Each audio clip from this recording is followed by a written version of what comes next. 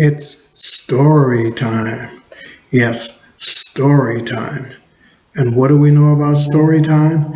Jesus loves all the little children of the world. Yes, Jesus loves all the children of the world. And what do you think our story is about today? Anyone have any guess? Does this help you at all about what our story might be about today? Well, our story today is about promises. Have you ever made a promise to someone? Has anyone ever made a promise to you? Do you like promises? Do you look forward to promises? Do you get excited about promises? Well, today's story is not about any ordinary promise by any ordinary person. Today's story is about a special promise that we have, that all of us have. Today's story is about God's promise. God's promises. So let's take a few minutes to dig in to see what God has to say about his promises and if God keeps his promises. Many times, I suppose, Adam and Eve must have talked over the good old days and the lovely paradise home God gave them in the beginning. You see, they probably look back and wonder what it must be like to be living in the Garden of Eden, because they're now no longer in the Garden of Eden. They have been removed by God because they were disobedient. And their disobedience caused them to have to be removed from the garden. God gave them in the beginning the Garden of Eden, no doubt. They remembered what it was like, thinking of everything that had happened, going over all that had been said and done on that sad day when they made their terrible mistake. They tried to think whether God had given them any hope of returning back home. They were feeling hopeless. They yearned to go back to the Garden of Eden, but that was not possible. God was not going to let them go back to the Garden of Eden because they had been disobedient. One thing that they had stood out in their minds, something he had said to the serpent again and again. They repeated it, wondering just what it might mean. This is what he had said to the serpent, and they continually to try to figure out what that meant. And I will put enmity between you and the woman, and between your seed and her seed, and he shall bruise your head, and you shall bruise his heel. Genesis 3:15. God is speaking to Adam and Eve, and he made them this promise, but they weren't sure exactly what that meant. They continued to try to figure out what was God's promise when he said that to them. And again, he says to them, I will put enmity between you and the woman, and between your seed and her seed, and he shall bruise her head. What could this mean? They wondered and wondered. It shall bruise thy head. Surely it must mean that one of their children would bruise or crush the serpent's head. Is that what God was saying?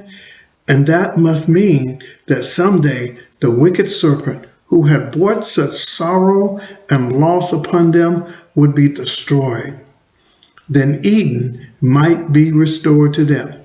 I don't think they had this quite right. How they loved this promise. It was the first promise ever made to man and the first mention in the Bible. So Adam and Eve began looking forward to their first baby. Perhaps he would be the one to bruise the serpent's head. Perhaps they would have to wait so long to return to Eden after all, that once this child is born, God's promise through this child, they would go back to the Garden of Eden. That is not what God was saying. When Cain was born, they were very, very happy. Eve said, I've gotten a man from the Lord. Some say that she said, I've gotten a man, the Lord, believing that Cain would be the one that would crush the serpent and bring them back in joy and triumph in their beloved Eden. But it was not so to be. Cain, he grew up to be a murderer and killed his own brother Abel. Yep, a murderer. And it was not to be their next boy, Seth, nor his son after that. So the years went by, and no one came to restore them to their paradise and the tree of life. What then did God have in mind when he said to them about this thing about enmity? They could not fully understand it. A promise, they were not sure what it meant. He was thinking of Jesus, of course, and all that he would do, for Jesus is the one who would finally destroy Satan and bring Adam and Eve and all who love God back to the Garden of Eden.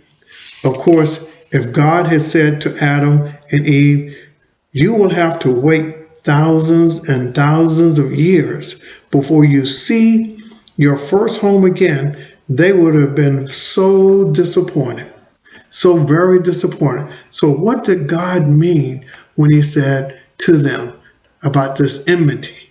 Enmity is a strong dislike and hatred. God wanted them to be obedient and hate sin. Sin brings about disobedience.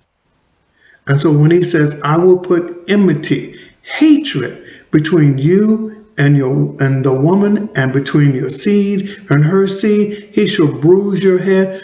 God put a promise there that if we are to hate sin, then we would be restored back into the promised land of Eden, back into heaven, that we will be able to go back and be with him once again.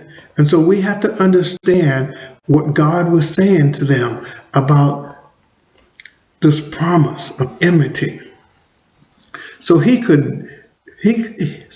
told them just enough to let them know that all would be well at last.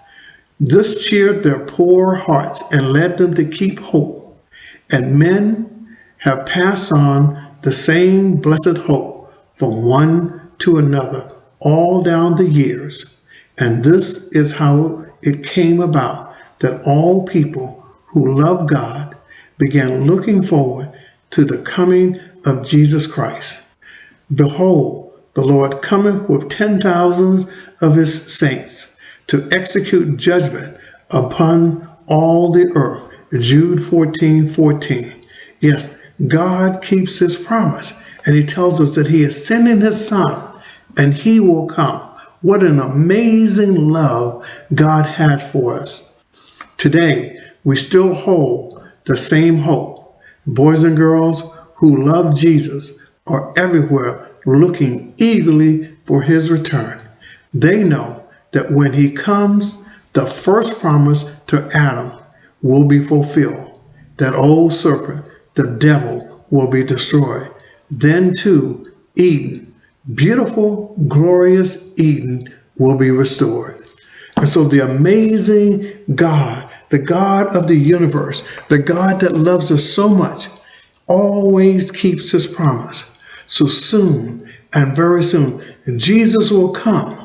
And when Jesus comes, God will keep his promise. That amazing promise that God made in the very beginning to Adam and to Eve. God always keeps his promises. And so we have to look forward to Jesus' return. Look forward to him coming in the clouds. But we have to be obedient.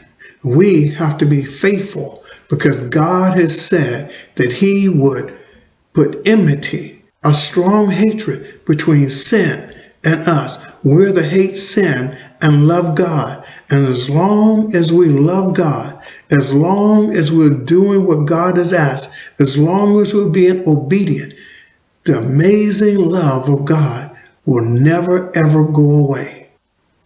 And so we look forward to the second coming of Jesus Christ, when we get to go home with him, when we get to be part of that amazing love of God, where he has kept his promise.